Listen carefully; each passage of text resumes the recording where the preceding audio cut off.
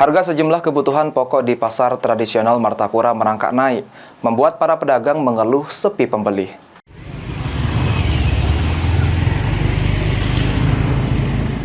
Pada musim kemarau bukan hanya berimbas pada kekeringan lahan dan rentannya terjadi kebakaran, namun juga berimbas pada naiknya harga sejumlah kebutuhan pokok di pasar tradisional Martapura.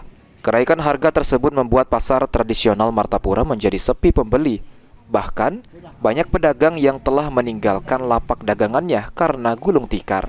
Kol Yubi, salah satu pedagang bawang di pasar tersebut, menyampaikan, saat ini harga bawang merah mengalami kenaikan dan berimbas pada turunnya omset dagangannya dikarenakan sepinya pembeli.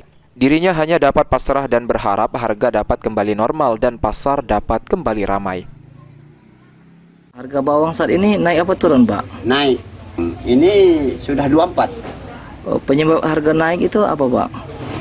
Ya, penyebabnya mungkin dari sananya kosong apa gimana. Kalau bawang putih? Bawang putih masih biasa 35 1 kilo.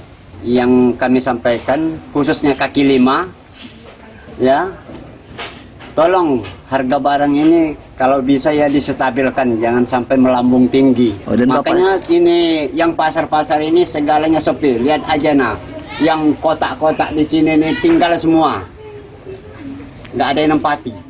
Elvandri Jeffriyadi, PAL TV.